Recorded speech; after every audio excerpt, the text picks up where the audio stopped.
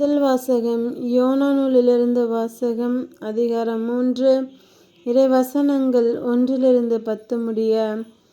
இரண்டாம் முறையாக யோனாவுக்கு ஆண்டவரின் வாக்கு அருளப்பட்டது.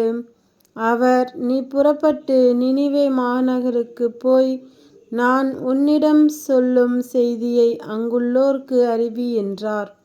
அவ்வாறே யோனா புறப்பட்டு ஆண்டவரது கட்டளைப்படி நினிவேக்குச் சென்றார். நினிவே ஒரு மாபெரும் நகர்.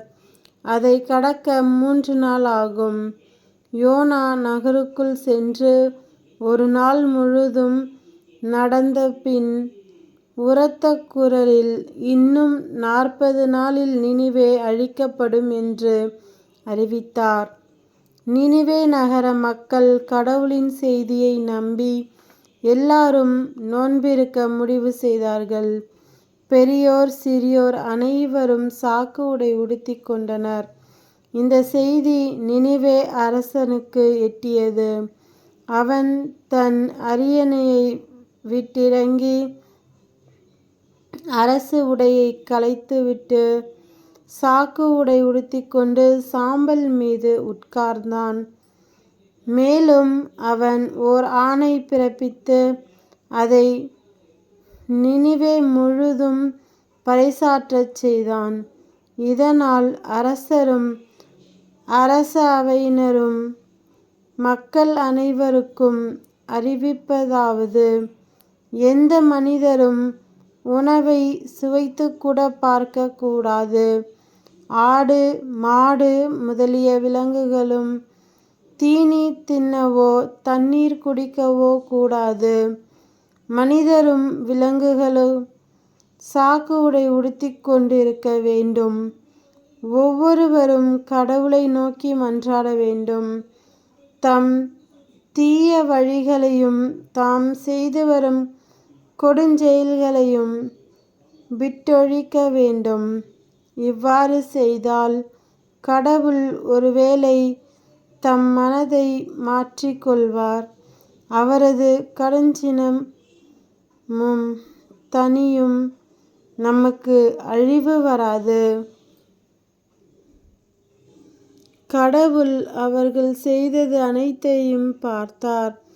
அவர்கள் தீய வழிகளினின்று விலகியதை அவர் கண்டு தம் மனதை மாற்றிக்கொண்டார். தாம் அவர்கள் மீது அனுப்புவதாகச் சொல்லியிருந்த தண்டனையை அனுப்பவில்லை. இது ஆண்டவர் வழங்கும் அருள்வாக்கு. இறைவா, உமக்கு நன்றி. நற்செய்தி வாசகம். புனித லூக்கா எழுதிய நற்செய்தியிலிருந்து வாசகம். அதிகாரம் 11, இறைவசனங்கள் 29-32 முடிய.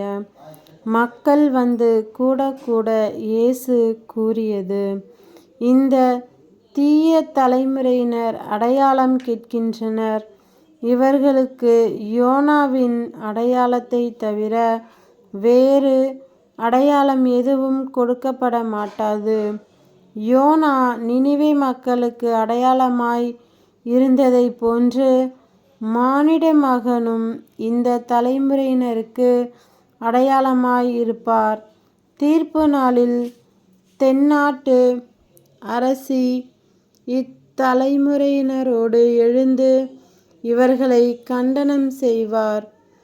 ஏனெனில் அவர் சாலமோனின் ஞானத்தை கேட்க உலகின் கடைக்கோடியிலிருந்து வந்தவர்.